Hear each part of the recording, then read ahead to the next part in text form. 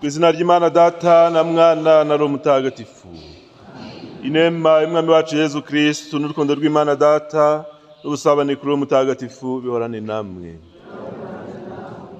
Dushimiye Imana yaduhaye kuramuka. Dushimiye Imana igitubeshejeho nuko idufiteho umugambi. Buri wese rero mu gushimira Nyagasani anamwereke ubuzima afite muri iki gihe bizazane na bya bindi byose bimubuza gusingiza Imana tubijugunye maze twakire umugisha n'imbaraga by'Imana. Twiyambaze kandi umubyeyi wacu Bikira Mariya kuri uyu munsi wa gatandatu wamuhariwe ku buryo bw'umwihariko kugira ngo atubere inzira bugufiya itugeza kuri Yezu we nzira ukuri n'ubugingo. Hamwe na Kiliziya turahimbaza abatagatifu Thomas More, Yohani Fisheri, Pauline na Arbani. Turasabira kandi abacu bitabye Imana abo tuzi n'abo tutazi, by'umwihariko Anastasia Mukanaganira, Novati Dusabeyezu na Albine Iradukunda. Nimucyo twanga ibyaha byacu kugira ngo dushobore kumva ijambo ry'Imana no gutura iki gitambo cy'Ukaristiya dufite umutima usukuye.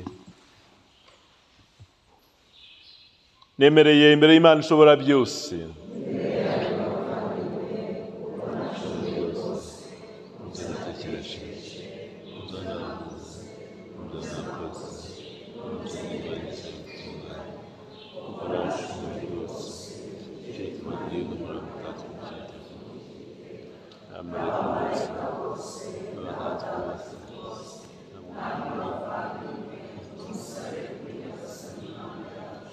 Imana ishobora byose nitubabarire dukize ibyaha byacu maze izatugeze mu bugingo bw'iteka.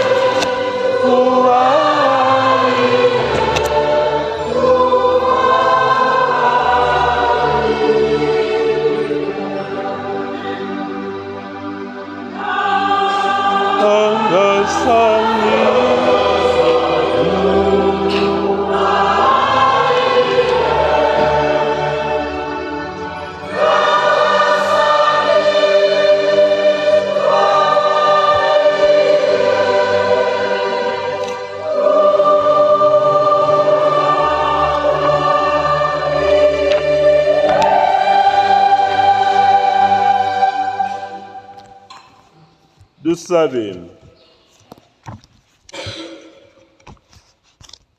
Nyagasani Mana yacu utera imbaraga ukwizera, irimo yumva amasengesho yacu kuko utadufashije ntacyo twakishoborera kubera intege nke zacu. Ujye uhora udufashisha ingabire zawe kugira ngo tugushimishe mu bitekerezo no mu bikorwa dukurikiza amategeko yawe. Ubwa Yezu Kristo umwana wawe n'umwami wacu, Imana mubana mugategekana mu bumwe bwa Roho Mutagatifu uko ibihe barabisimburana iteka.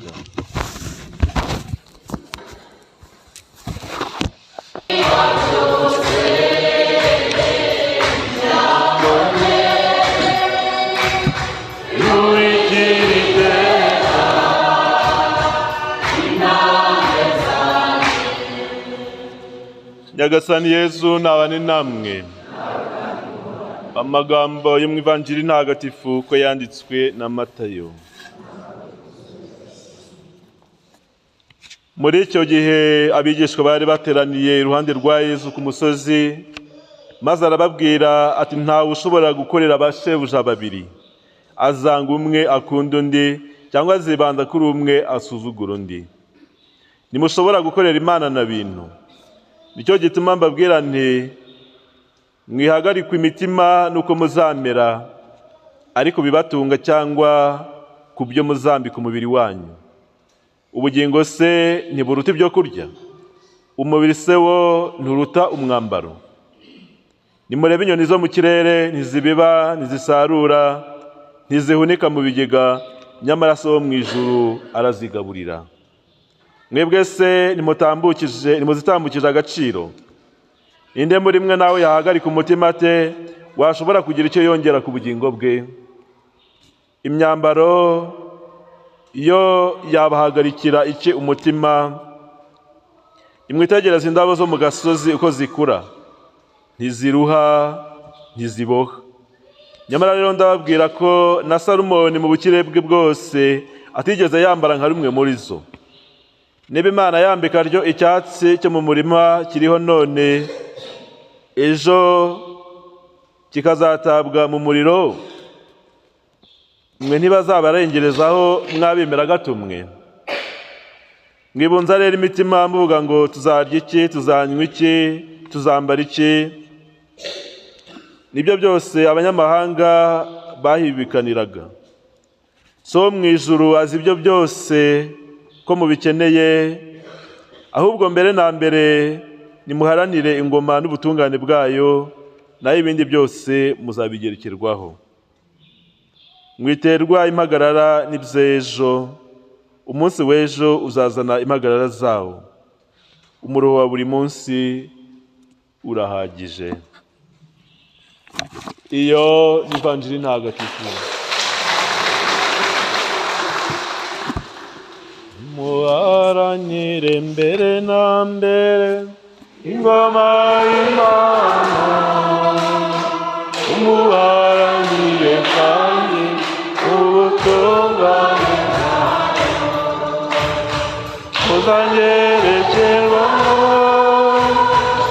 ibindi byose.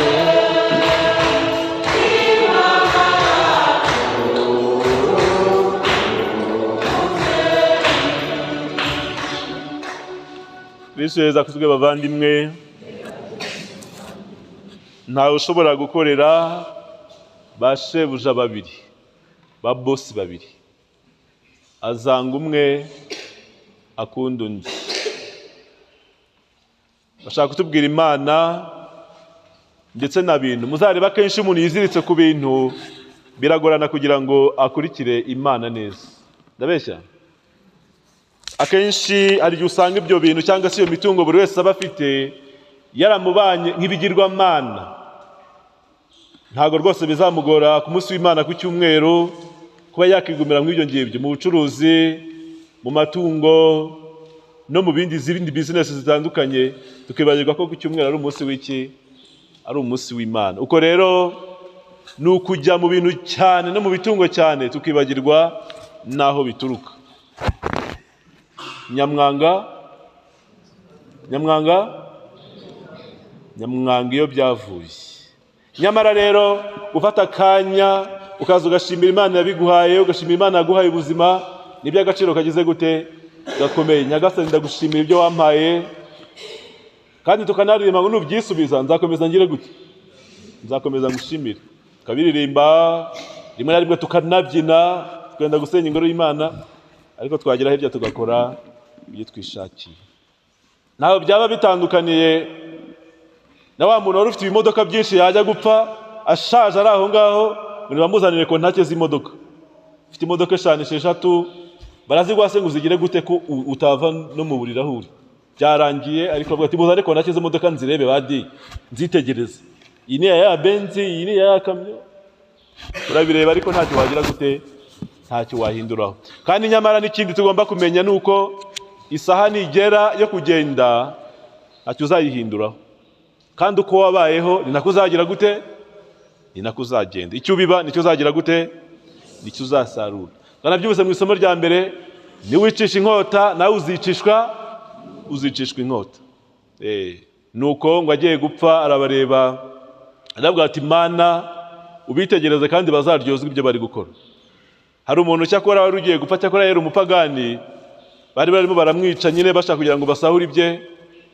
Agiye gushira amakuka arabareba ati ngo yembwe zankurikirayo.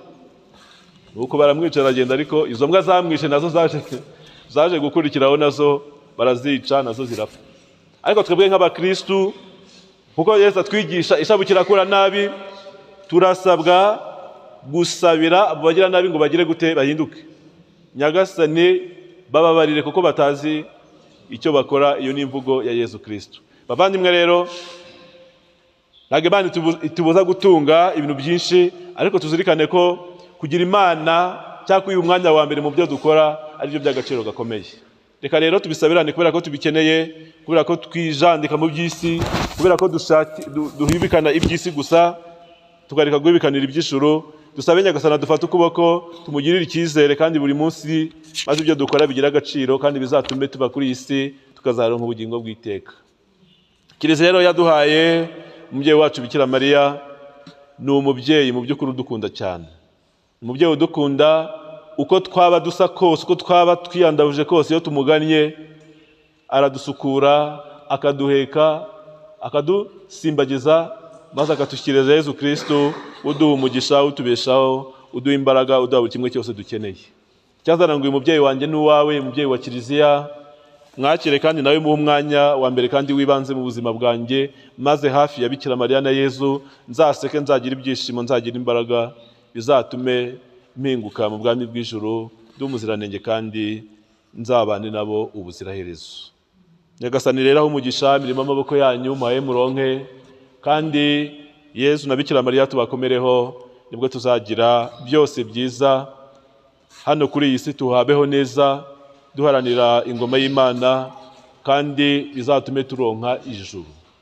Ujye muzirikana ka karirimbo ka bene data, mwamuzame kugira iherezo ryiza, mwamuzame kugira iherezo ryiza ryo kuzabana nawe ubuziraherezo. Nyagasani Yesu nabane namwe.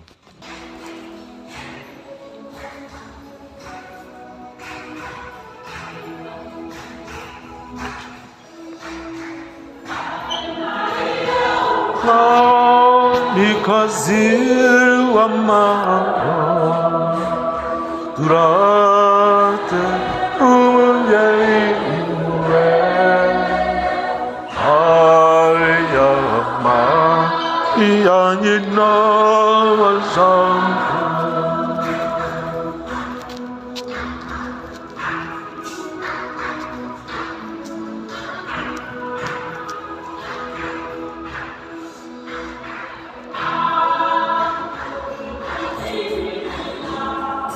urabikwiye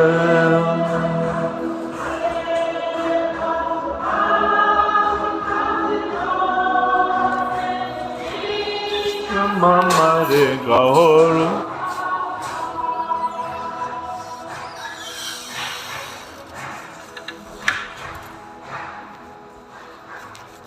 ni Mariya umwana